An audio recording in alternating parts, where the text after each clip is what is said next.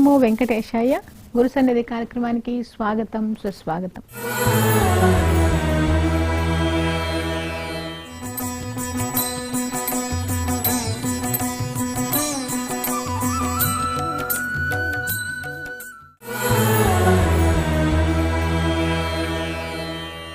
గురు సన్నిధి కార్యక్రమంలో మనం పురాణ వాహిని క్రమంలో భాగంగా నారద పురాణం గురించి మన జిఏవి దీక్షితులు గారిని అడిగి తెలుసుకుందాం. నమస్కారం గురుగారు. గురుగారు, నారద పురాణం ఎవరికి చెప్పబడిందండి? శ్రీ వెంకటాచలాధీశం శ్రియాధ్యాసిత వక్షసం శ్రితచేతన మందారం శ్రీనివాసం అహం భజే. ఈ అష్టాదశ పురాణములను వేదవ్యాస మహర్షి వారు విరచించాలన్నటువంటి విషయం మనకి తెలుస్తూ ఉన్నది. ఎందుకయ్యా అంటే వేద వాంగ్మయములో ఉన్నటువంటి సారాన్నంతా కూడా 3000 శ్లోకములు, అలాగే 30,000 శ్లోకములు, 1,00,000 శ్లోకములు, 3 కోట్ల శ్లోకముల వరకు ఉన్నటువంటి ఈ యొక్క మహాపురాణములన్నిటినీ కూడా వేదవ్యాస మహర్షి వారు శ్రీమన్నారాయణుని యొక్క అనుగ్రహం చేత వారు అందరికీ కూడా వేదము అనేటువంటిది ఉదాత్త అనుదాత్త స్వరితంతో కూడి ఉంటుంది కాబట్టి దానిని అందరూ క్రమంగా తెలుసుకోవడం కష్టం. కాబట్టి ఆ సారాన్నంతా కూడా భగవానుడైనటువంటి శ్రీమన్నారాయణుడు సత్యవతి పౌత్రుడైనటువంటి వ్యాసం వశిష్ఠ నప్తారం శక్తే పౌత్రమ కల్మషం పరాశరాత్మజం వందే సుఖతాతం తపోనిధిం. తపోనిధి అయినటువంటి వేదవ్యాస మహర్షి వారి చేత ఈ 3 కోట్ల శ్లోకములలో ఉన్నటువంటి సారాన్ని సంగ్రహించి మనకి 3 లక్షలుగాను 4 లక్షలుగాను మొత్తం 18 పురాణములు ఉండేటట్లుగా మనకి విశదీకరించారు. ఈ 18 పురాణములలో కూడా సారమంతా కూడా పురాణం అనేటువంటిది ప్రధానంగా పంచలక్షణము అని చెప్పారు.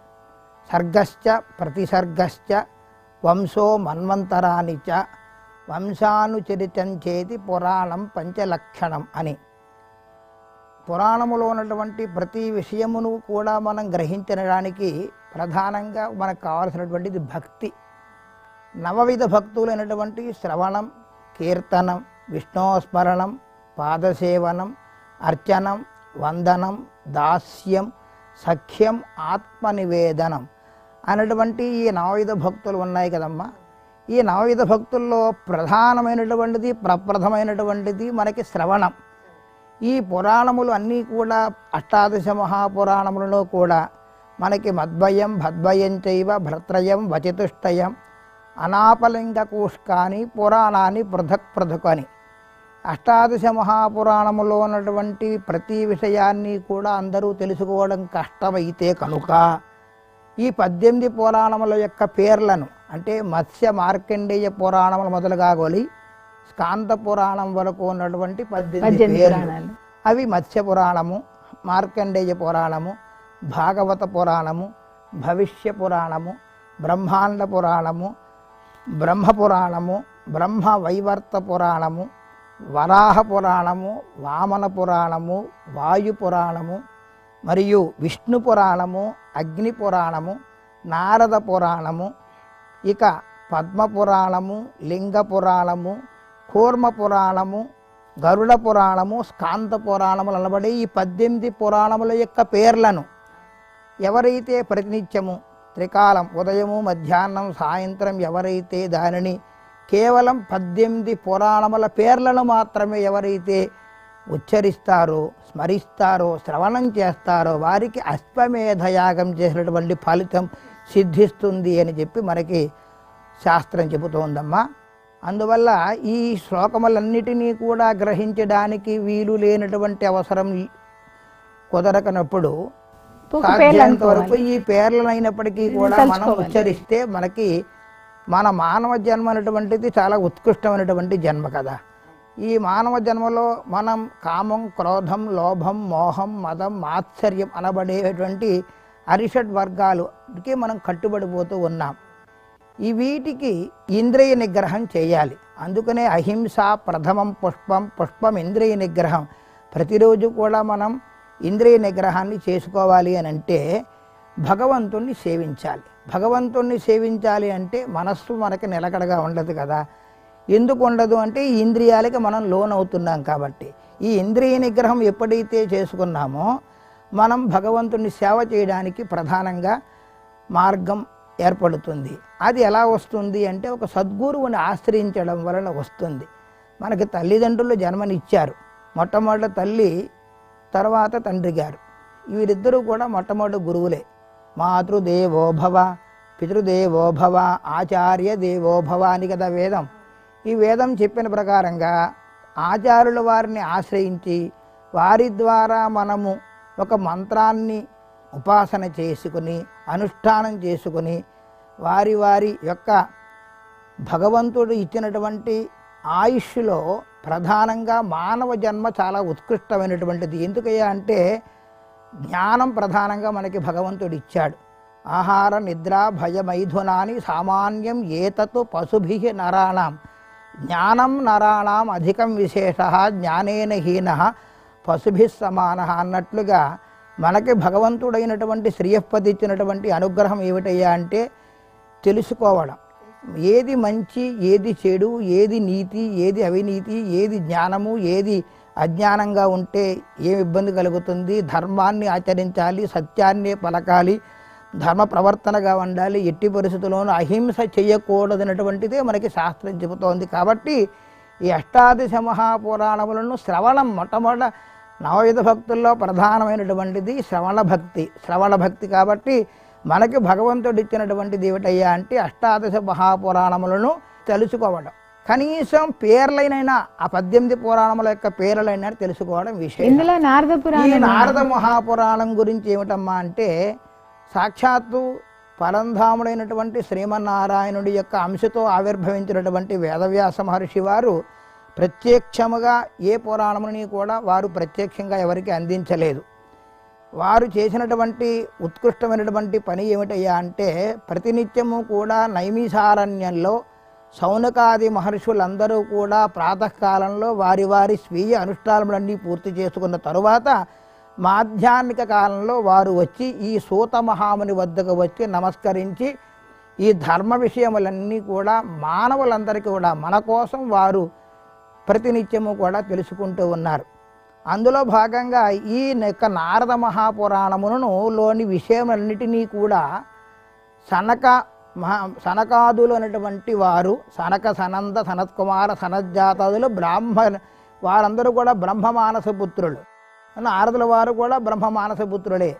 అయినప్పటికీ కూడా బ్రహ్మమానస పుత్రుడైనటువంటి నారద మహర్షికి సాక్షాత్తు బ్రహ్మమానస పుత్రుడైనటువంటి సనత్కుమారు ఈ మహానుభావులందరూ కూడా వారికి అందించినటువంటిది ఉత్కృష్టమైనటువంటి గ్రంథమే ఈ యొక్క నారద మహాపురాణం. ఈ నారద పురాణంలో ఎన్ని అధ్యాయాలు ఉన్నాయి? నారద పురాణంలో మనకి ప్రధానంగా 209 అధ్యాయాలు మనకి స్పష్టంగా తెలుస్తూ ఉందమ్మా. 250, 209 వరకు మనకి ఉన్నాయి.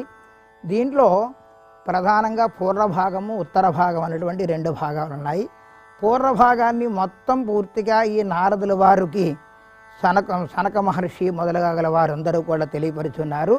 రెండవ భాగం ఉత్తర భాగాన్నంతా కూడా వశిష్ఠ మహర్షి మహానుభావుడైనటువంటి వశిష్ఠుల వారు మాంధాత చక్రవర్తికి తెలిపినట్లుగా మనకి పురాణం తెలుస్తూ ఉన్నది.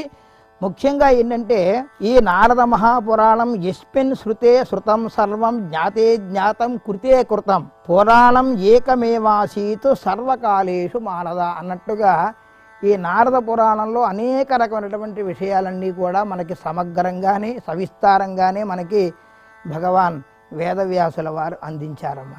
ఇందులో ప్రత్యేకంగా ఏమేమి ఘట్టాలు ఉన్నాయి? ఈ ప్రత్యేకంగా ఇందులో ఉన్నటువంటి ఘట్టములు ఏమిటయ్యా అంటే ప్రధానంగా ప్రథమాధ్యాయంలో ఈ యొక్క నారద మహాపురాణాన్ని పఠనం చేస్తే ఏం ఫలితం కలుగుతుందో మొట్టమొదటి అధ్యాయంలోనే మనకి వేదవ్యాసుల వారు అందించారు. ఏమిటయ్యా అంటే అందులో నమస్కారం చేస్తూ వారి ప్రకారంగా చెబుతున్నారు.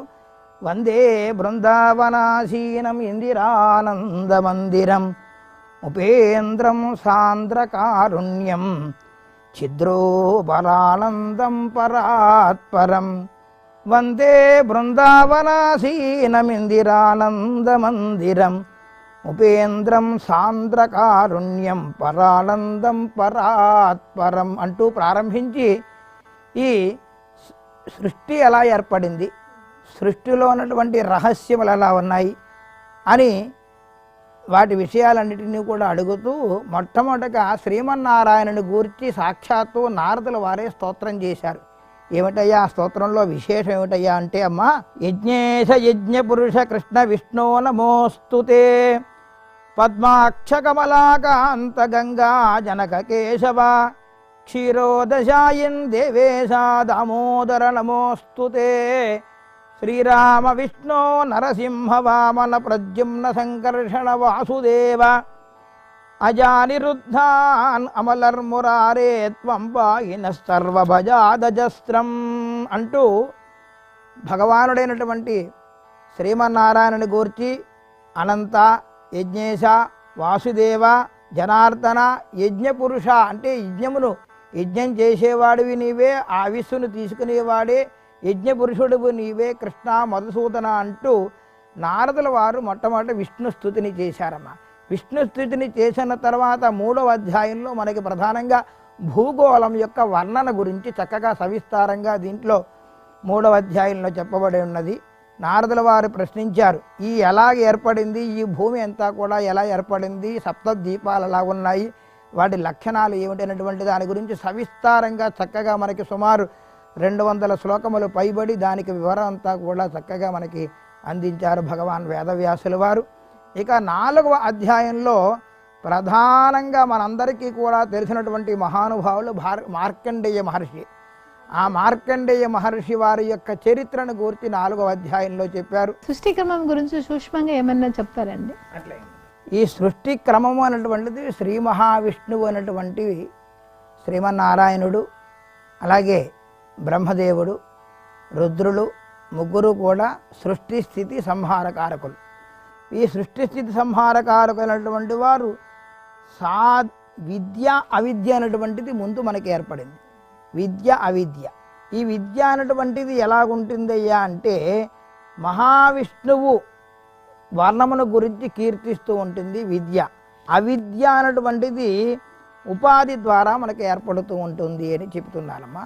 చెప్పి దాని తర్వాత వరుస క్రమంలో ఈ యొక్క నాశరహితుడు, గుణరహితుడు అయినటువంటి పరిపూర్ణుడైనటువంటి సనాతనుడైనటువంటి శ్రీమన్నారాయణుడు ఒక్కొక్కటి కూడా సృష్టించుకుంటూ ముందుగా ఆకాశము, ఆకాశాద్ వాయు, వాయోరగ్ని, అగ్నేరాప, అగ్ని పృథివీ అన్నట్లుగా ఆకాశము, ఆకాశము నుండి వాయువు, వాయువు నుండి అగ్ని, అగ్ని నుండి జలము, జలము నుండి భూమి, భూమి నుండి తద్వారా అన్ని జగత్తంతా కూడా పుట్టి ఈ సత్వరజస్తమో గుణములన్నిటినీ కూడా ప్రధానంగా చేసుకుని ఒక్కొక్కటి కూడా వస్తూ ఆ తర్వాత సప్తద్వీపములు, ఆ సప్తద్వీపములు ఉన్నటువంటి వర్ణనము, సప్త సముద్రములు, దాని గురించి సవిస్తారంగా ఈ సప్తద్వీపాల్లో మణదీపం గురించి జంబూ ద్వీపం అంటారు కదా.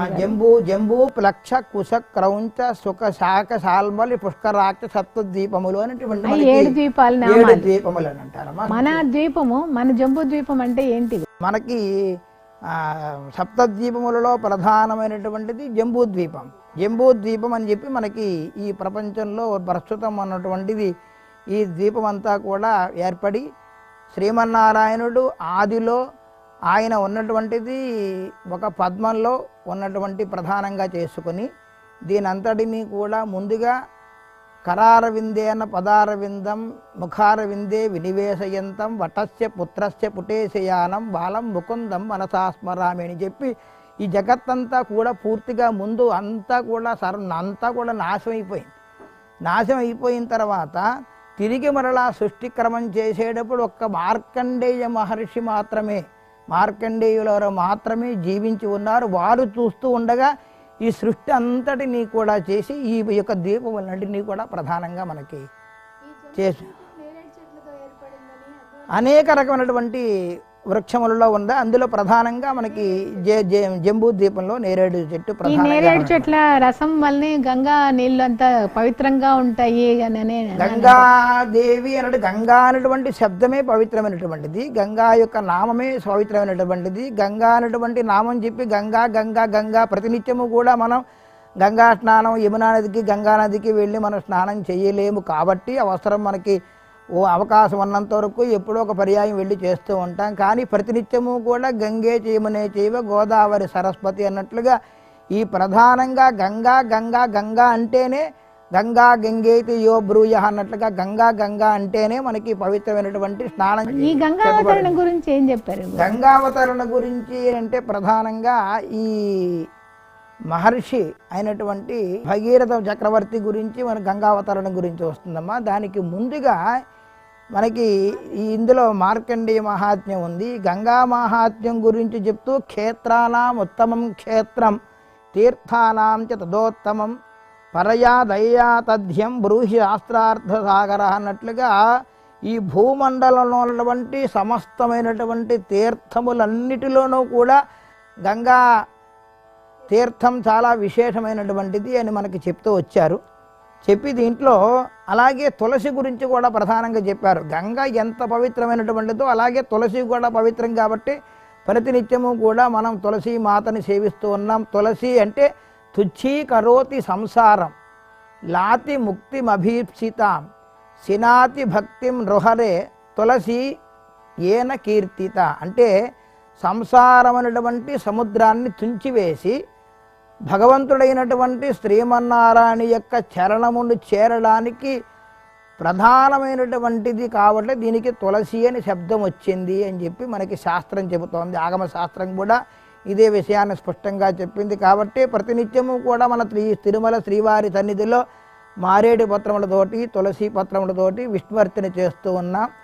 ఆఖరికి మనకి శాస్త్రంలో ఏం చెప్పిందమ్మా అంటే తులసి అనేటువంటిది దానికి పరిశుద్ధ దోషం లేదు. తులసి ఈరోజు కనుక మనం గ్రహణం చేసినట్లయితే దానికి రేపు దానిని మామూలు ప్రధానంగా మనం వాడే పుష్ప జాతులలో పుష్పములు కనుక మనం పెరుమాళ్ళకి వినియోగం చేసినట్లయితే వాటికి రేపటి రోజున అవి నిర్మాల్యం అంటాం. కానీ ఈ తులసికి పరిశుద్ధ దోషం లేదు, నిర్మాల్యం కాదు. అయినప్పటికీ కూడా ఆఖరికి మనకు తులసి అనేటువంటిది దొరకని పక్షంలో తులసి శబ్దాన్ని అయినా ఉచ్చరించి విష్ణు అర్చన చెయ్యమని చెప్పి మనకి శాస్త్రం చెబుతోంది. ఇందులో ప్రధానంగా ఈ గంగావతారణ గురించి చెబుతూ అంశుమంతుడు సగర చక్రవర్తి, ఆ సగర చక్రవర్తి యొక్క కుమారుడైనటువంటి అంశుమంతుల వారికి ఈ ప్రధానంగా ముందుగా ఈ సగర చక్రవర్తి ఉద్భవించడానికి కారణం ఆ ఔర మహర్షి వారి యొక్క ఆశ్రమంలో ఆ తండ్రి గారు అక్కడ పరంపదించడం, ఆశ్రమానికి వచ్చి ఆ మహారాజు అక్కడికి వచ్చి తను ప్రధానంగా ధర్మాత్ముడుగా ఉన్నటువంటి మహారాజు కాస్త తనకి నేనే అన్నీ చేస్తున్నాను, అన్నీ నాకే చెందాలి, నేను లేకపోతే ఈ రాజ్యమే లేదు, ప్రజలందరినీ కూడా కన్నబిడ్డల వలె పరిపాలన చేస్తున్నటువంటి మహారాజు గారికి కాస్త దుర్బుద్ధి ఏర్పడింది, అహంకారం ఏర్పడింది, అసూయ వచ్చింది. ఎప్పుడైతే అసూయ వచ్చిందో భగవంతుడి అనుగ్రహం ఉంటే ఏదైనా సంప్రాప్తం అవుతుంది. అసూయ అహంకారం ఉన్నటువంటిది వెంటనే ఎప్పుడైతే పుట్టిందో ఆ యొక్క పుణ్యం కాస్త క్షీణించిపోయింది, సర్వసంపదలు కూడా క్షీణించిపోయాయి. శత్రురాజులు వచ్చి తను జయించారు. జయించిన తర్వాత ఇక తన భార్యలతో సహా వెళుతూ గర్భిణీ స్త్రీగా ఉంది తన యొక్క రెండవ భార్య. గర్భిణీ స్త్రీగా ఉన్నటువంటి భార్యతో సహా అరణ్యానికి వెళ్ళిపోయాడు. అరణ్యానికి వెళ్ళిపోయి అక్కడ తను వ్యాధిగ్రస్తుడై చాలా బాధపడుతూ తుదకు ఔర మహర్షి వారి ఆశ్రమ సమీపంలో అతను కాస్త మరణించాడు. ఎప్పుడైతే తను మరణించాడో ఈ వృత్తాంతం అంతా కూడా తెలుసుకున్నటువంటి ఈ యొక్క భార్య, చిన్న భార్య, ఆమె కూడా సహగమనం చేయడానికి సిద్ధపడిన సమయంలో మహానుభావుడైనటువంటి మహర్షి ఔర మహర్షి వారిని ఆ యొక్క విషయాన్ని వారి యొక్క జ్ఞాన నేత్రంతో ఒక్కసారి పరిశీలించి వెంటనే అక్కడికి వచ్చి అమ్మ, గర్భిణీ స్త్రీ కానీ రజస్వలగా ఉన్నటువంటి స్త్రీ కానీ బాలులు కానీ ఎట్టి పరిస్థితుల్లోనూ సహగమనం చేయకూడదమ్మా, అది చాలా శాస్త్రానికి అది విరుద్ధము, నీవు ధర్మమైనటువంటి పనిని చేయాలి తప్ప ఈ ప్రకారంగా చేయకూడదని చెప్పి ఆమెను ఊరడించి ఆ తర్వాత చేయవలసినటువంటి కార్యక్రమాలన్నీ కూడా యథాప్రకారంగా ఆ సంస్కారములన్నీ కూడా పూర్తిగా చేయిస్తారు ఆ మహర్షి దగ్గరుండి. చేయించిన తర్వాత ఈ యొక్క చిన్న భార్య అయినటువంటి ఆమె మహర్షి వారి ఆశ్రమంలోనే అక్కడ ఔర మహర్షి ఆశ్రమం దగ్గరే ఉండి సేవలు చేస్తూ ఉంటుంది. అదే సమయంలో పెద్ద భార్య ఏం చేస్తుంది, ఈమెకి విషాన్ని ఇచ్చేస్తుంది.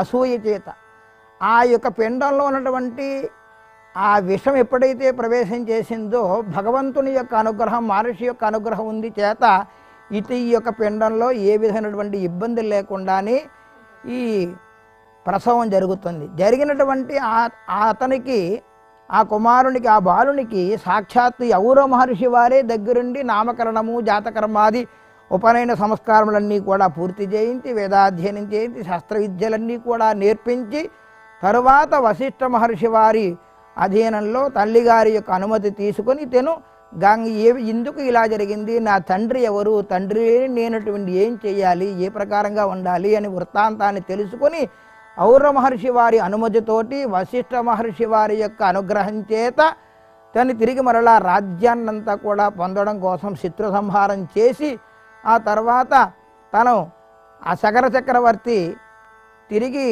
ఈ వశిష్ఠుల వారి యొక్క ఆశ్రమంలో దాగి ఉన్నటువంటి శత్రువులు కూడా సంహరించడానికి సిద్ధపడినప్పుడు వీరిని సంహరించుకున్నాగినా వీరు యుద్ధాల భూమిలో ఎప్పుడైతే వీరు యుద్ధ భూమి నుండి పారిపోయి వచ్చారో వారి చచ్చిన వారితోనే సమానం అని చెప్పి నివారించి, ఆ తదుపరి ఈ యొక్క రాజుగారికి సగర చక్రవర్తికి 2 భార్యలను ఇచ్చి దగ్గరుండి వివాహం జరిపిస్తారు. ఆ జరిపించిన తర్వాత వీరికి అంశుమంతుడు ద్వారా అసమంజసు ద్వారా భగీరథుడు, ఈ ప్రకారంగా గంగోత్పత్తి గురించి మన నారదీయ పురాణంలో అనేక రకమైనటువంటి విషయాలు మనకి ప్రస్తావన చేశారమ్మా భగవాన్ వేదవ్యాస. దీని ముందు మార్కండేయ చరిత్ర గురించి కూడా వచ్చింది అన్నారు కదా, ఆ మార్కండేయ గురించి ఏం చెప్పారు, సూక్ష్మంగా చెప్తారు.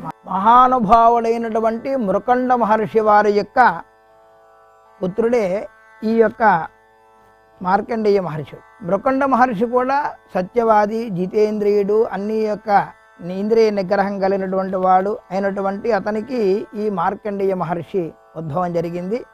మార్కండేయ మహర్షి ప్రధానంగా జన్మించడానికి కారణం ఏమిటంటే శ్రీమన్నారాయణ్ణి సేవించడం కోసమే ప్రధానంగా సేవించాడు. ఆయన ప్రధానంగా ఇక్కడ ఉన్నారు. మార్కండేయకం అఖండిత యవ్వన. మార్కండేయునంటే ఆయనకి ఎప్పుడూ కూడా యవ్వనంగానే ఉంటూ ఉంటారు. భగవద్భక్తితోటి భాగవతుని సేవిస్తూ భగవంతుడైనటువంటి శ్రీమన్నారాయణని గూర్చి అనేక రకమైనటువంటి తత్వమంతా కూడా 10 మందికి కూడా విస్తారం చేయడం కోసం ఆవిర్భవించినటువంటి మహనీయుడే మార్కండేయ మహర్షి అని ప్రధానంగా ఇందులో చెబుతూ ఉన్నారు. ఈ మార్కండేయ మహర్షి ఎందుకు ఆవిర్భవించారు అంటే ప్రధానంగా ఈ యొక్క సృష్టి రహస్యములన్నీ కూడా తెలుసుకోవడం కోసం, అలాగే భాగవతులు అంటే ఎవరు, భగవద్భక్తితో ఉన్నటువంటి భాగవతులను ఏ ప్రకారంగా సేవించాలి అనేటువంటి విషయాలను గురించి ఈ యొక్క మన నారద పురాణంలో ఈ విషయములను పూర్తిగా మార్కండేయ చరిత్ర వర్ణనం క్లుప్తంగా మనకి తెలియపరిచారు. ఈ భాగవతుల గురించి ఆయన తెచ్చుకున్నారంటారు కదా, ఆ భాగవతుల గురించి చెప్తారా? నారద మహర్షి వారే అడుగుతున్నారమ్మా. కిం లక్షణా భాగవతే తేజ కిం కర్మ కుర్వతే తేషాం లోకో భవేత్ కీదృక్ తత్సర్వం భూహి తత్వతః. నారద మహర్షి అడుగుతున్నారు సనక మహర్షి వారిని. ఏమని అడుగుతున్నారంటే, స్వామి భగవద్భక్తులంటే ఎవరు, ముందుగా భగవద్భక్తులంటే ఎవరు, వారిని ఏమేం చేస్తూ ఉంటారు, భక్తి ఎలా ఏర్పడుతుంది, వారి ఈ లోకంలో ఎందుకు ఉద్భవించారు, ఈ విషయం అంతా కూడా శ్రీమన్నారాయణునటువంటి తమరు నాకు యొక్క లక్ష్యముల గురించి తెలియపరచండి అని చెప్పి అడుగుతూ ఉన్నారు. ఎప్పుడైతే ఈ ప్రకారంగా ప్రశ్నించారో వెంటనే సనకల వారు ఈ ప్రకారంగా చెబుతున్నారు. నాయనా శృణు బ్రహ్మన్ వరంగృష్యం మార్కండేయస్య ధీమతః యమువాచ జగన్నాథః యోగ నిద్రా వియోగితః యోసౌ విష్ణుః పరంజ్యోతిః దేవదేవ సనాతనః జగద్రూపీ జగత్కర్త శివబ్రహ్మస్వరూపవాన్ అంటూ పరమ రహస్యమైనటువంటిది మార్కండేయ చరిత్ర అనేటువంటిది పరమ రహస్యమైనటువంటి చరిత్ర. అందులోనే ఈ భాగవతుల లక్షణాలు కూడా చెబుతున్నాడు. భాగవతులు అనంటే ఎల్లప్పుడూ కూడా భగవత్ సంబంధం కలిగినటువంటి వారు.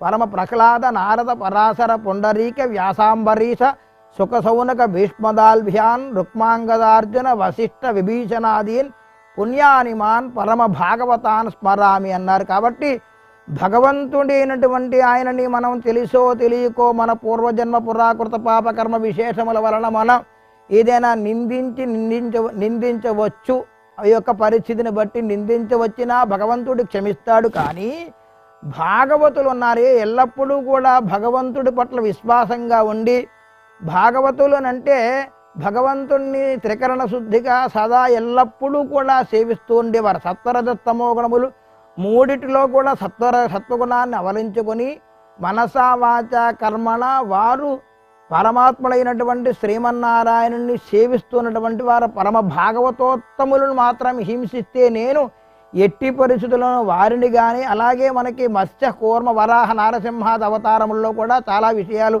మనకి తెలుస్తూ ఉన్నాయమ్మా. ఇందులో ఎందుకయ్యా అంటే భగవంతుని యొక్క భక్తులైనటువంటి వారు భాగవతోత్తములు. ఆ భాగవతోత్తములని వారి యొక్క తపోనిష్ఠులైనటువంటి వేద విధులని మహర్షులని వారు చేస్తున్నటువంటి యజ్ఞయాగాదులను ఎవరైతే ధ్వంసం చేయడం కోసం ప్రయత్నం చేస్తారో, విధ్వంసం చేయడం కోసం ప్రయత్నం చేస్తారో వారందరినీ కూడా నేను ఉపేక్షించను. నన్ను ఏదో నీ పూర్వజన్మ పురాకృత విశేషముల వలన నిందించిన నేను దానికి ఆనందంగానే స్వీకరిస్తాను తప్ప నా భక్తుల జోలికి వస్తే మాత్రం ఎట్టి పరిస్థితులను కూడా ఉపేక్షించనని చెప్పి మనకి పరంధాముడైనటువంటి శ్రీమన్నారాయణుడే మనకి ప్రత్యక్షంగా చెప్పారు. ఇందులో ప్రధానంగా మనం తెలుసుకోవాల్సింది ఏమిటంటే ఉదాహరణకి మన అంబరీష్ చక్రవర్తి ఏకాదశ వ్రతాన్ని చేస్తూ ఉంటే దానిని పరీక్షించడం కోసం దుర్వాస మహర్షి అక్కడికి వచ్చి ఆ వ్రతాన్ని భంగం చేయడం కోసం ప్రయత్నం చేస్తే తుదకు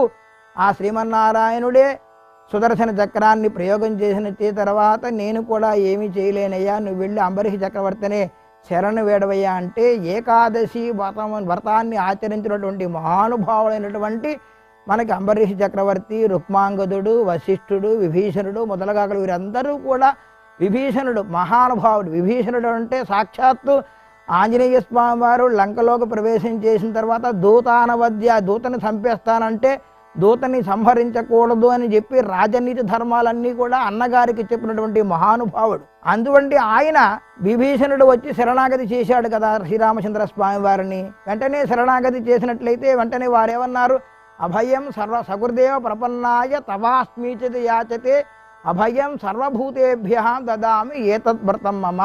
నా యొక్క వ్రతం ఏమిటయ్యా అంటే సాధువు అయినటువంటి వారు కానీ ఆఖరికి నన్ను శరణ కోరినటువంటి సాక్షాత్తు రావణ బ్రహ్మ వచ్చి నన్ను శరణ కోరితే నేను వెంటనే అతన్ని రక్షిస్తాను. కాబట్టి నన్ను శరణజొచ్చినటువంటి వాడు విభీషణుడు సాక్షాత్తు అయిన పరమ భాగవతోత్తముడు అని చెప్పి సాక్షాత్తు రామచంద్ర స్వామి వారే మనకి చెబుతున్నటువంటి వృత్తాంతం మనకి రామాయణంలో ఉంది. కాబట్టి ఇటువంటి భాగవతోత్తములు అంటే ఈ ప్రకారంగా ఉంటారు.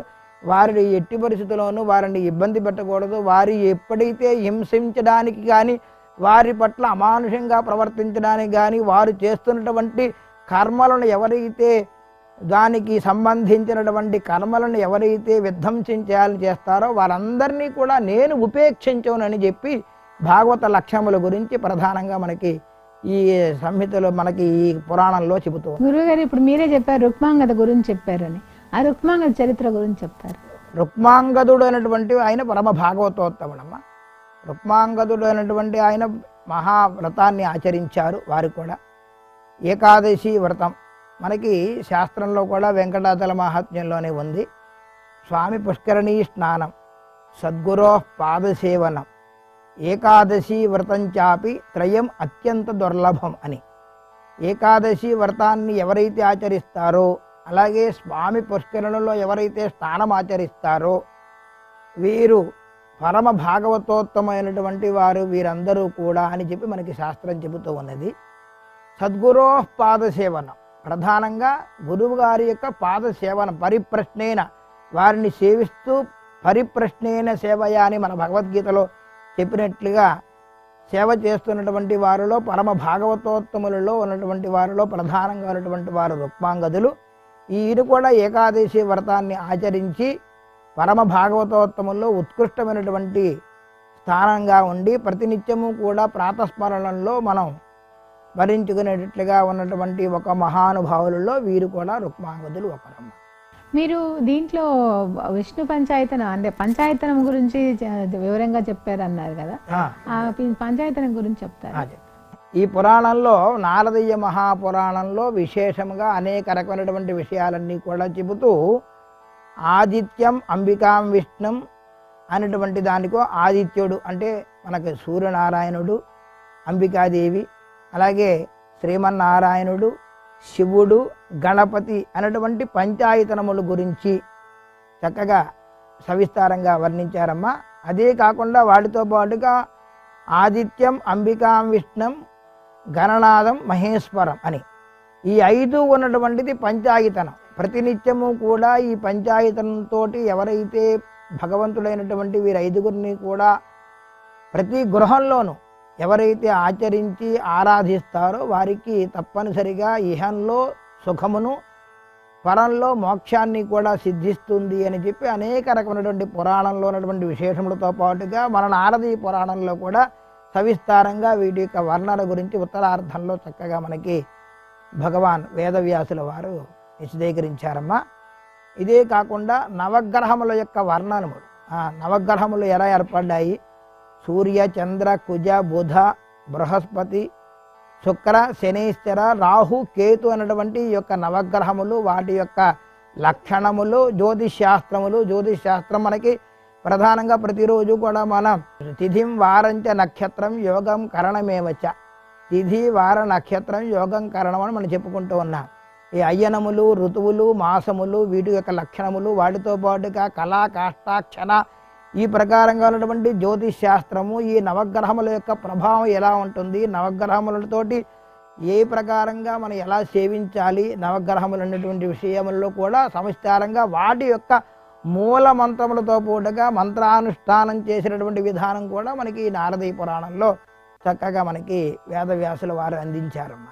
మంత్రానుష్ఠానం అంటున్నారు కదా, ఇందులో రాధాదేవి, తర్వాత హయగ్రీవుడు, మంజుశాస్త్రము ఇవన్నీ వచ్చాయన్నారు. హయగ్రీవ స్వామి వర్ణనం గురించి మనకి వర్ణన మంత్రములు, హయగ్రీవ మంత్రము, హనుమత్ కవచము, ఇలాగే అదే కాకుండా కార్తవీర్య మంత్రములు మొదలుగా గల హయగ్రీవ మంత్రోపాసనకు వచ్చేటప్పటికి మనకి హయగ్రీవుడు అని అంటే ప్రధానంగా చక్కగా మనకి జ్ఞానానందమయం దేవం నిర్మల స్ఫటికాకృతిం ఆధారం సర్వ విద్యానాం హయగ్రీవం ఉపాస్మహే. ఆయన ఎలా ఉంటారయ్యా అంటే తుంగాయ మహతే తస్మై తురంగాయ ముఖే నమః అన్నారు. తురంగాయ ముఖం అంటే హయగ్రీవునటువంటి ఆయన చక్కగా మనకి రూపం వెంటనే మనం చూడగానే ఒక గుర్రపు ఆకారంలో మనకి వర్ణన కనబడుతుంది. హయగ్రీవ్ ఉత్పత్తి అనేటువంటిది కూడా ఈ యొక్క నారదీయ మహాపురాణంలో మనకి సవిస్తారంగా చెప్పబడిందమ్మా. హయగ్రీవుని ఏ ప్రకారంగా ఉపాసన చేయాలి, ఆ ప్రధానమైనటువంటి మూల మంత్రములు ఏమిటి, ఆ మంత్ర ఉపాసన ద్వారా వస్తున్నటువంటి ఫలితం ఏమిటో అని కూడా మనకి నారదీయ పురాణంలో చెప్పారు. ఇక ముఖ్యంగా హనుమత్ కవచము, హనుమన్ మూల మంత్రములు, పుణ్యక్షేత్రాల గురించి చెప్పారంటే పుణ్యక్షేత్రం మోక్షపురాలు 7 పురాల గురించి చెప్పారండి. అందులో ఏంటంటే కాశీ, గయా, ప్రయాగ, పురుషోత్తమ క్షేత్రము, పుష్కర క్షేత్రము, గోకర్ణాది క్షేత్రము, వీటి యొక్క మాహాత్మ్యం గురించి సవిస్తారంగా, దీనికి ప్రయాగ క్షేత్రం గురించి దీంట్లో సవిస్తారంగా చెప్పారు. కాశీ అనేటువంటిది నామం ఉచ్చరిస్తేనే చాలు, కాశీ కాశీ కాశీ అని ముమ్మార్లు ఉచ్చరిస్తేనే మనకి మోక్షం సిద్ధిస్తుంది అని చెప్పి సామాన్యులకు కూడా తెలిసినటువంటి విషయం. ఎందుకయ్యా అంటే సాక్షాత్తు ఆ పరమేశ్వరుడే తన యొక్క త్రిశూలం చేత ఈ యొక్క కాశీ క్షేత్రాన్ని దగ్గర ఉండి ఆయన సంరక్షిస్తున్నటువంటి క్షేత్రం కాశీ క్షేత్రం.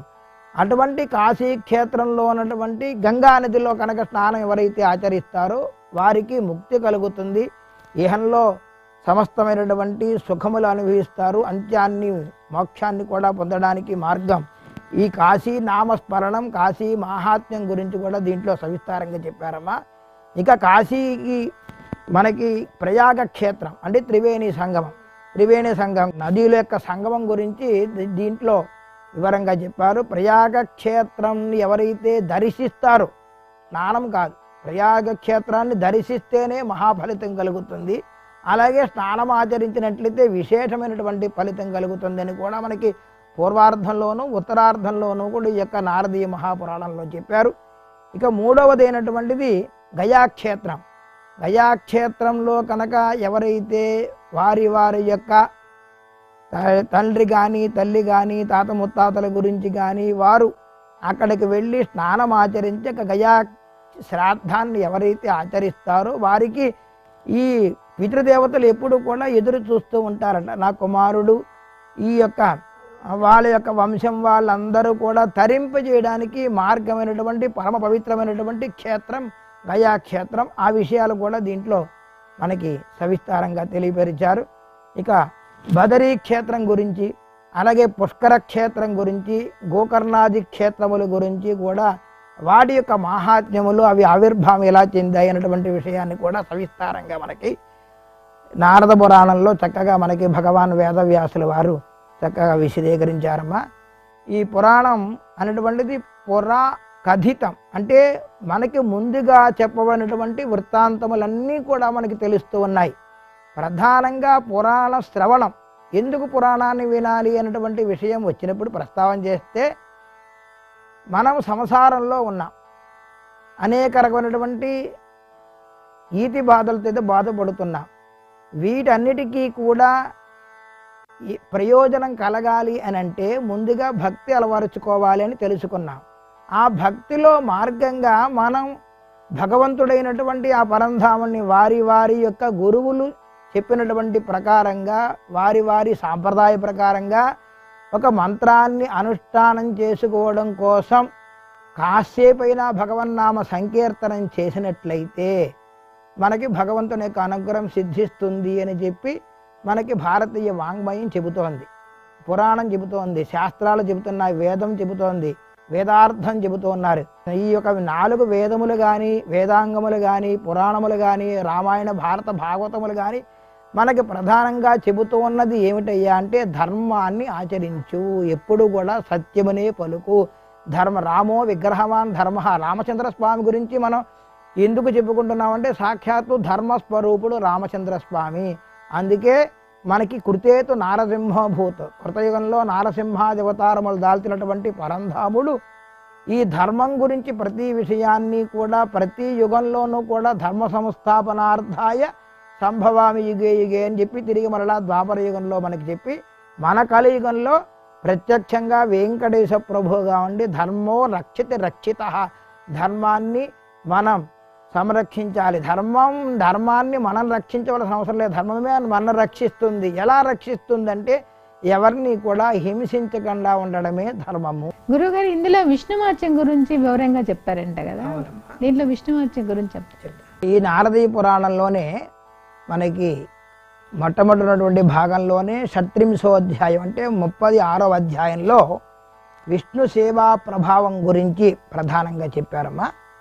ఆ తర్వాత 37వ అధ్యాయంలో విష్ణు మాహాత్మ్యం గురించి చెప్పారు.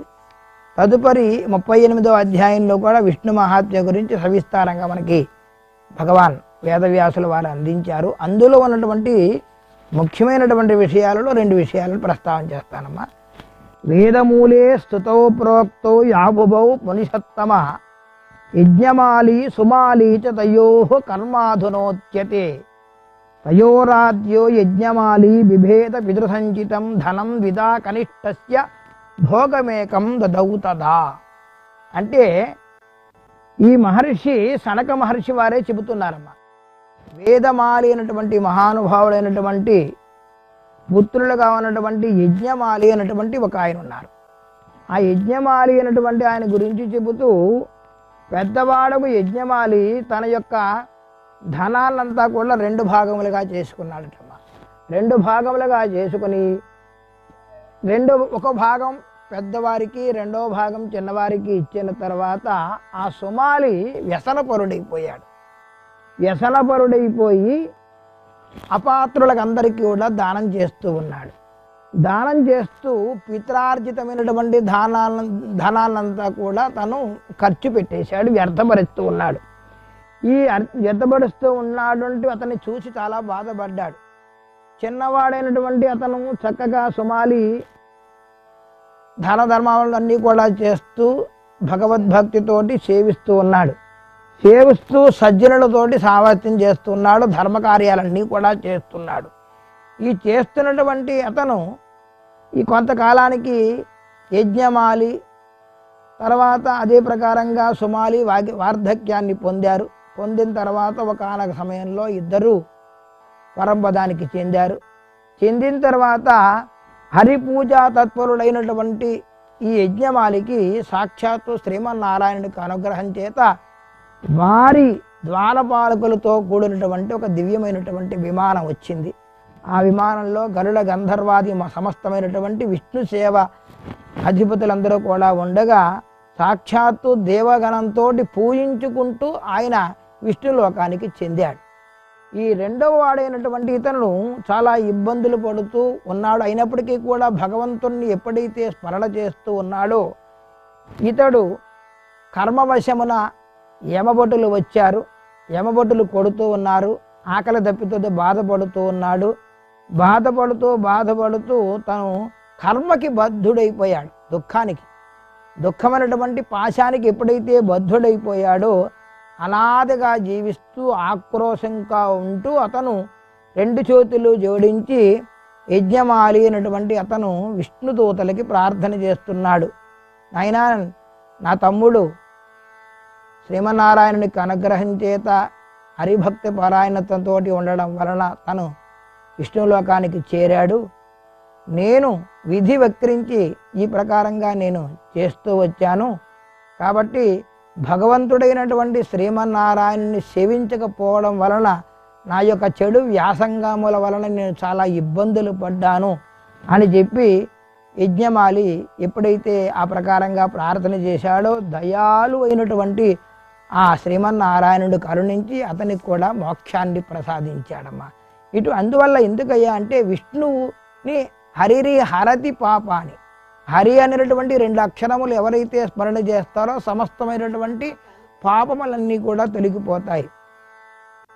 కట్టెని ఎలాగైతే అగ్ని కాలుస్తుందో, ఇంధనం అనేటువంటిది ఈ కట్టెని అగ్ని ద్వారా ఎలాగైతే కాల్చబడుతుందో మనలో ఉన్నటువంటి పాపములన్నింటినీ కూడా కలిగించడానికి పరమ ఉత్కృష్టమైనటువంటి సాధనం ఏమిటయ్యా అంటే భక్తి. అందులోనూ మనం హరి అనే రెండు అక్షరములు మనకి గోవింద, నారాయణ, వాసుదేవ అని వేదాంగములటువంటి అర్థములు వాటిలో ఉన్నటువంటి ప్రధానమైనటువంటి విషయములన్నింటినీ కూడా మన జన్మ చేత చేసుకున్నటువంటి సంస్కార హీనత్వం కానీ సంస్కారం లేకపోవడం చేత కనీసం ఆ యొక్క వాటన్నిటినీ కూడా మనం తెలుసుకోలేకపోయినప్పటికీ హరి అయినటువంటి రెండు అక్షరములు ఉచ్చరిస్తే మనలో ఉన్నటువంటి సమస్తమైనటువంటి పాపములన్నీ కూడా తొలగిపోతాయి.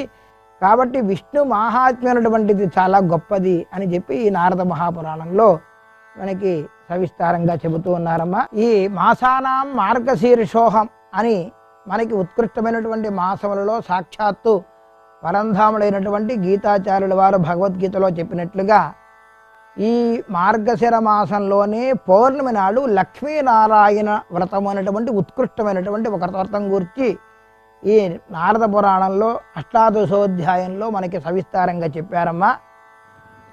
అది సనక మహర్షి వారి ప్రకారంగా చెబుతున్నారు. అన్యత్ వ్రతతవరం వక్షే శృణుష్వ మనుషత్తమ సర్వపాపహరం పుణ్యం సర్వ దుఃఖ నివారణం. ముందుగా ఈ లక్ష్మీనారాయణ వ్రతాన్ని ఆచరిస్తే గలటువంటి ప్రయోజనం ఏమిటయ్యా అంటే సర్వ పాపహరం, సమస్తమైనటువంటి పాపములన్నీ కూడా తొలగిపోతాయి, పుణ్యం కలుగుతుంది. సర్వ దుఃఖ నివారణం, సమస్తమైనటువంటి దుఃఖములు మనకి తెలిసి తెలియనటువంటి చేస్తున్నటువంటి పాపములన్నీ కూడా నివారణ అవుతాయి.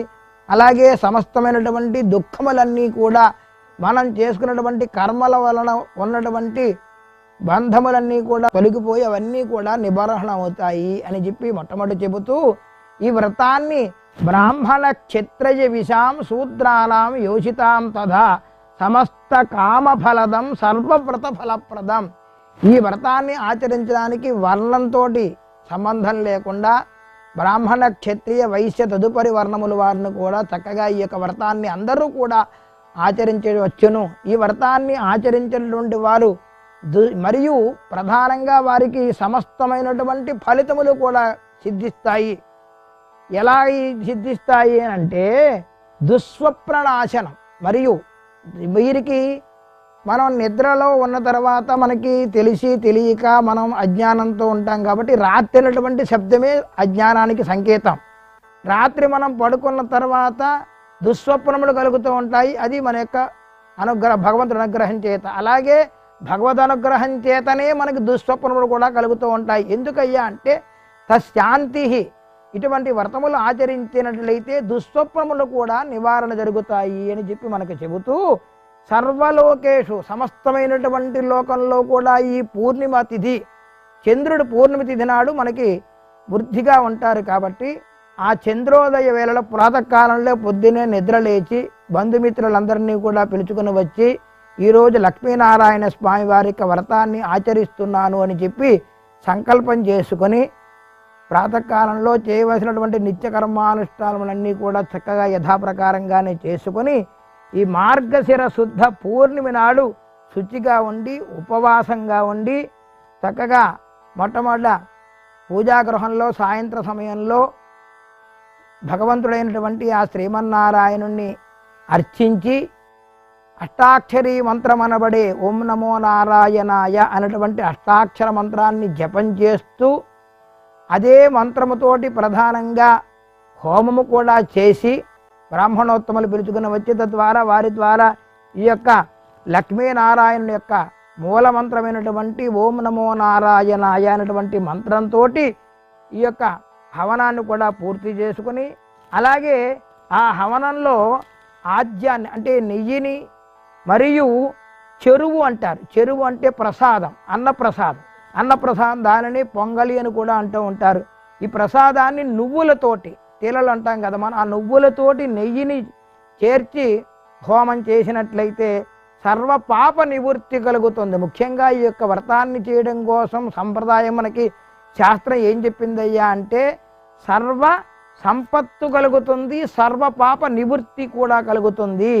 ఈ ప్రకారంగా ఒక మారు హోమం చేసి అలాగే బంధుమిత్రులతోటి కూడి ఆ లక్ష్మీనారాయణుని షోడశోపచారములతోటి అర్చించి బంధుమిత్రులతో పాటుగా నృత్త గీత వాద్యములంటితోటి చక్కగా అందరూ కూడా భగవంతుణ్ణి నామస్మరణ చేసుకుంటూ ప్రాయశ్చిత్త కర్మాదులన్నీ కూడా హోమంలో పూర్తి చేసుకొని ఆ యథాశాస్త్ర ప్రకారముగా ఆ హోమములన్నీ కూడా పూర్తి చేసుకొని పురుష సూక్తముతోటి, మనకి వేదంలో చెప్పబడినటువంటి పురుష సూక్తంతో కూడా ఈ యొక్క ప్రసాదాన్ని వినియోగం చేసి హవనం చేసి ఆ హవ యొక్క పూర్తయిన తర్వాత పూర్ణాహుతి చేసుకుని ఆ పూర్ణాహుతి అయిన తర్వాత తిరిగి మరలా భగవంతుడికి ఆరాధన చేసి ఆ భక్తులతో పాటు తిని కూడా చేస్తున్నటువంటి యజమాని ధర్మపత్నితో కూడి లక్ష్మీనారాయణ స్వామి వారి యొక్క ఆరాధన పూర్తి చేసుకుని ఉపవాసంతో ఈ యొక్క వ్రతాన్నంతా కూడా ఆచరించి ఆ రోజు సాయంత్రం భగవంతుడైనటువంటి శ్రీమన్నారాయణుని ఈ ప్రకారంగా ప్రార్థన చెయ్యాలట. క్షీరోదార్ణవ సంభూత అత్రిగోత్ర సముద్భవ గృహానార్ఘ్యం మయా దత్తం రోహిణీ నాయక ప్రభో అని చెప్పి ఆ చంద్రుల వారికి ఈ యొక్క అర్ఘ్యపాద్య ఆచమనాది సమస్తమైనటువంటి ఉపచారములు కూడా పూర్తి చేసుకుని, ఎందుకయ్యా అంటే లక్ష్మీదేవికి సోదరుడు చంద్రుడు కదా, కాబట్టి ఆ చంద్రుడికి కూడా షోడశోపచారములన్నీ కూడా పూర్తి చేసుకుని భగవద్గాథలన్నీ కూడా ఆ రోజు సాయంత్రం చక్కగా వింటూ పురాణ శ్రవణం చేస్తూ ఎవరైతే ఇంద్రియ నిగ్రహముతోటి ఈ యొక్క వ్రతాన్ని ఆచరిస్తారో, తొదకు పాషండుడైనప్పటికీ కూడా ఈ యొక్క వ్రతాన్ని ఆచరిస్తారో అతనికి ముక్తి కలుగుతుంది అని మనకి ఈ లక్ష్మీనారాయణ వ్రతాన్ని చేయడం ద్వారా అనేక రకమైనటువంటి ఫలితాలని చెబుతూ ఉన్నారు భగవాన్ వేదవ్యాసుల వారు. ముఖ్యంగా మౌనంగా భగవంతుణ్ణి అర్చించేటప్పుడు ఎప్పుడూ కూడా మనం ధ్యానంతోనే ఉంటాం. ఈ వ్రతాన్ని పూర్తి చేసేంత వరకు ఇతరమైనటువంటి వ్యాసంగముల జోలికి పోకుండా పూర్తిగా భగవంతుణ్ణే స్మరణ చేస్తూ భగవంతుణ్ణే అర్చిస్తూ భగవంతుడి పట్ల విశ్వాసంతో ఉండి 10 మందిని బంధుమిత్రులను పిలుచుకుని వచ్చి భగవత్ ప్రసాదం తాను భుజించి అందరికీ ప్రసాదాన్ని వినియోగం చేసి తద్వారా మోక్షాన్ని పొందవచ్చునని చెబుతూ ఏవం పౌషాది మాసేషు పూర్ణిమాయాముపోషిత అర్చయేత్ భక్తి సంయుక్త నారాయణ మనామయం. అనేక రకమైనటువంటి సర్వపాప వినిర్ముక్త కులాయుత సమన్విత ప్రయాతి విష్ణుభవనం యోగినామపి దుర్లభం. ఈ యొక్క వ్రతాన్ని ఆచరించడం వలన మనకి జరిగినటువంటి ఫలితం ఏమిటయ్యా అంటే సర్వపాప వినిర్ముక్త, సమస్తమైనటువంటి పాపముల నుండి కూడా నిర్మూలన జరిగి సమస్తమైనటువంటి సంపదలతో పాటుగా విష్ణు పదాన్ని చేరడానికి ఏకైక సులభమైనటువంటి వ్రతం ఈ లక్ష్మీనారాయణ వ్రతాన్ని ఈ మార్గశిర మాసంలో పౌర్ణమి నాడు ఎవరైతే ఆచరిస్తారో వారందరికీ కూడా సకల శుభములు కూడా కలుగుతాయి అని చెప్పి బృహన్నారదీయ మహాపురాణంలో పూర్వభాగంలో మనకి మార్గశిర పౌర్ణమి యొక్క వ్రతాన్ని గూర్చి 18వ అధ్యాయంలో సవిస్తారంగా భగవాన్ వేదవ్యాసుల వారు మనకు సమగ్రంగా సవిస్తారంగా అందించారమ్మ. గురువుగారు ఈ నారద పురాణంలో హరిహర అభేదం గురించి చెప్పారట కదా, అది గురించి చెప్తారా? మనకి శ్రీమన్నారాయణునికి అనుగ్రహం చేత సంప్రాప్తమైనటువంటి పురాణములలో శివ పురాణములు ఉన్నాయి, అలాగే విష్ణు పురాణములు కూడా ఉన్నాయమ్మా. అది అందరికీ తెలిసినటువంటి విషయమే. ఈ నారదీయ పురాణంలో విశేషంగా శివుడికి కేశవుడికి అభేదం అనే చెప్పారు. ఎందుకయ్యా అంటే శివస్వరూపి శివభక్తి భాజాం యో విష్ణుస్వరూపి హరిహి భాగవతానాం అన్నటువంటి విషయాన్ని ప్రస్తావన చేస్తూ శివేతి నీలకంఠేతి శంకరేతి స్మరేత్ సర్వభూతో నిత్యం సోభ్యర్చో దివిజయ స్మృతి అని పూర్వభాగంలోనే మనకి ఈ విషయాన్ని కూడా చెప్పారమ్మా. ఎందుకంటే వీరిద్దరికీ కూడా ఏ విధమైనటువంటి భేదము లేదు. ఎందుకంటే ఎవరైతే పరమేశ్వరుడైనటువంటి ఆ పరంధాముణ్ణి ఆరాధన చేస్తూ విష్ణువు యొక్క అంటే భగవంతుడైనటువంటి శ్రీమన్నారాయణుడి యొక్క భేదాన్ని చూపించిన, అలాగే విష్ణు భక్తితోటి విష్ణువును ఆరాధించి శివద్వేషిగా ఉన్న అతనికి నరకము తథ్యము అని చెప్పి మనకి శాస్త్రం సుస్పష్టంగా ఇందులో చెప్పబడుతూ ఉన్నది. కాబట్టి ఈ ప్రకారంగా నారదీయ మహాపురాణంలో భక్తి తత్పరత గురించి చెబుతూ శివకేశవులకి ఏ విధమైనటువంటి భేదము లేదు. కారణం ఏమిటయ్యా అంటే సృష్టి స్థితి సంహారకారకులు మాత్రమే, లయకారకులు వారు. సృష్టి బ్రహ్మదేవుడి చేత చేయించి స్థితి తాను పొందింపజేస్తూ పరమేశ్వరుడైనటువంటి వారి చేత లయం చేస్తూ ఈ యొక్క మానవులు చేస్తున్నటువంటి పూర్వజన్మ కర్మ వాసన పట్ల వారి యొక్క గతి పొందింపజేయడం కోసమే శివుడికి కేశవుడికి భేదం ఉండదు, ఒకే రూపమే అభేదము అని చెప్పి ఇక్కడికి మనకి ఈ నారద పురాణంలో సుస్పష్టంగా చెబుతున్నారమ్మా. గురుగారు, ఈ నారదీయ పురాణం మనకి చదవడం వల్ల ఏమి మనకు కలుగుతుంది? పురాణం నారదోపాఖ్యం ఏతద్ వేదార్థ సంహితం.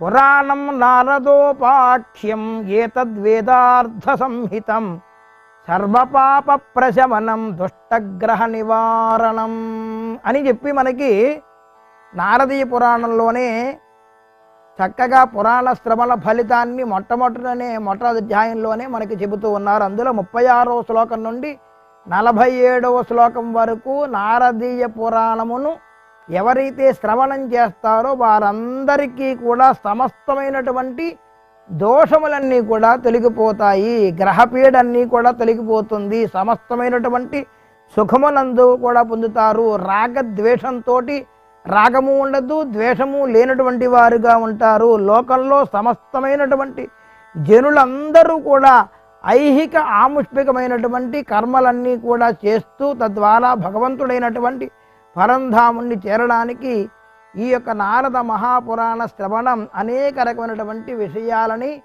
శ్రవణం ద్వారా మనకి తెలుస్తూ ఉన్నదమ్మా. ఇక ప్రధానంగా ఏమిటయ్యా అంటే నారదీయ మహాపురాణం వినడం వలన మనకి పురాణం అనేటువంటిది భగవంతుడు ఇచ్చినటువంటి అనుగ్రహం చేత మనం శ్రవణం చేస్తూ ఉన్నాం.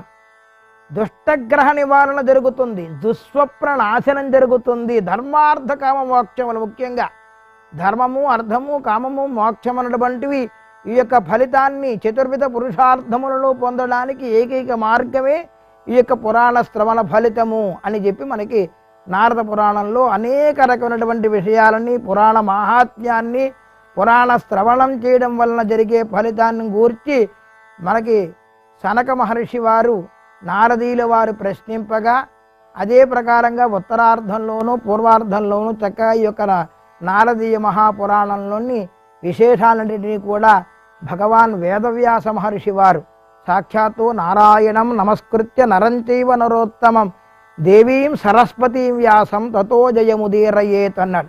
అందుకనే వారిని కూడా అన్నారు. అచితుర్వదనో బ్రహ్మ ద్విబాహురపరో హరి అఫాలలోచన శంభు భగవాన్ బాదరాయణ అని.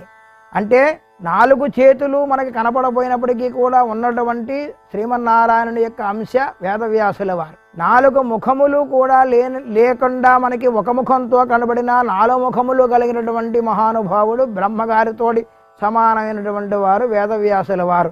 అఫాలలోచన శంభు 3వ నేత్రం మనకి కనబడపోయినప్పటికీ కూడా 3వ నేత్రం ఉండి జ్ఞానం అనేటువంటి నేత్రం కలిగినటువంటి మహానుభావులు సాక్షాత్తు నారాయణ యొక్క అంశయే వేదవ్యాసుల వారు. కాబట్టి మనకి అష్టాదశ మహాపురాణములన్నీ కూడా అందిస్తూ విశేషమైనటువంటి ఈ మానవ జన్మ అంతా కూడా ఉత్కృష్టమైనటువంటి జన్మ. ఈ జన్మని చరితార్థం చేసుకోవడం కోసం పురాణాన్ని శ్రవణం చేయవయ్యా. పురాణాన్ని శ్రవణం చేయడం వలన మనకి మంచి ఫలితం కలుగుతుంది. భగవంతుణ్ణి సేవించండి, భక్తితోటి సేవించండి, ఎవరిని కూడా హింసించవద్దు, ఎప్పుడు కూడా ధర్మంతోనే ఉండండి అని చెప్పి మనకి పురాణముల ద్వారా మనకి సమగ్రంగా తెలుస్తూ ఉన్నదమ్మ. మరిన్ని విశేషాలని భగవంతుడైనటువంటి ఆ శ్రీమన్నారాయణ అనుగ్రహం చేత నారదీయ మహాపురాణంలో వేదవ్యాసుల వారు చక్కగా మనకి సవిస్తారంగా అందజేశారు. మనం ఈ భగవంతుడైనటువంటి శ్రీమన్నారాయణని సేవించడానికి శ్రవణం అనేటువంటిది మొట్టమొదటి భక్తి అనుకున్నాం. కాబట్టి పురాణ శ్రవణం ద్వారా అనేక రకమైనటువంటి విషయాలు, గంగా స్నాన విశేష పుణ్య ఫలదం, గోదానం చేస్తే ఎంత ఫలితం కలుగుతుందో, అశ్వమేధయాగం చేస్తే ఎంత ఫలితం కలుగుతుందో, గంగా స్నానం చేస్తే ఎంత ఫలితం కలుగుతుందో అంత ఫలితము కూడా మనకి పురాణ శ్రవణం ద్వారా తెలుస్తూ ఉన్నది. పురాణ శ్రవణం అంత విశేషమైనటువంటిది అమ్మ.